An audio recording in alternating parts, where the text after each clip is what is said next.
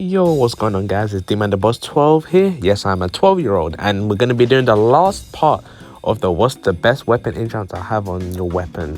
So now we're doing light, and there's 4 categories we're going to cover. We're going to cover Rapier, Dagger, Fists, and Guns. And first off, if you're not subscribed, you might as well drop a cheeky subscribe and doing, the Deepwoken grind's back, baby. No, it's not. Just preparing for layer 2.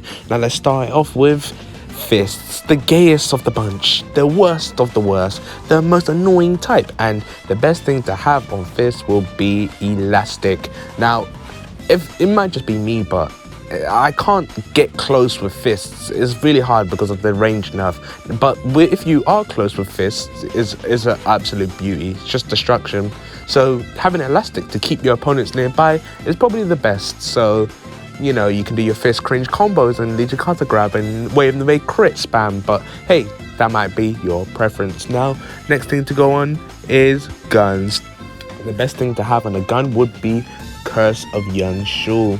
Now, Curse of Yun Shul does give a massive damage increase when procced, and revolvers and dragoons both have, I think, 11 range, or is it 13? I don't remember, but yeah, they have insane amounts of range, so you can just abuse it by spamming your M1s, and by the time you hit someone, because of the massive range, you're probably going to get that Yun Shul proc, which does massive damage, which means you don't even have to do combos. You're just going to kill your opponents with curse damage, whatever. So yeah, that's why I think Yun Shul will be very good on guns. Now, next thing to go over is the Rapier, and the best enchant I have on a Rapier will be Grim. Now, what the Grim enchant does is the more times you hit people, the more curse stack is going to give, and the more to a certain point you're just going to do 20% more damage the more you hit your opponent. And good thing about Rapier is it's critical, has a 4-hit crit, which most of the time people parry, but if you pair up with some of the mix-ups you can do with Rapier, which I will show on the screen now, then you can actually do some crazy stuff and get loads of hits, because its crit does 4 hits compared to other crits that do 1 to 3 or 2. So yeah, it's going to be really easy to pile up those those curse stacks, because the crit has 4 hits for some reason, and it has a 2-second cooldown. Questionable, but hey, I didn't develop Deepwoken, so you're gonna have to complain to the devs about that.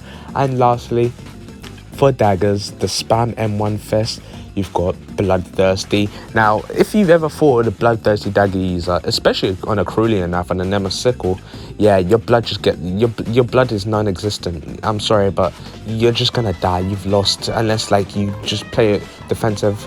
Now, the advantage of having Bloodthirsty on a dagger is that you get rid of your opponent's blood. It doesn't matter how much HP you have. Everyone has a certain amount of blood, no matter how high your fortitude or willpower, whatever it is. You're going to run out of blood eventually against a Bloodthirsty dagger user. So even if you have your duped armor 550 HP set, if you have a Bloodthirsty dagger, you're going to kill them in 10 hits. Especially that stupid critical that takes 1 bar of your blood away, which is pretty cringe, but you're going to have to throw it on the chest. And I hope you guys enjoyed the video. That's all the enchants covered for between heavy, medium, and light. If you want another, unique series like this, then comment down below what I should do, and I'll give it a try. But I think the next video I'm gonna do is gonna be alchemy, and showcasing what every potion does with max intelligence. Bye bye for now.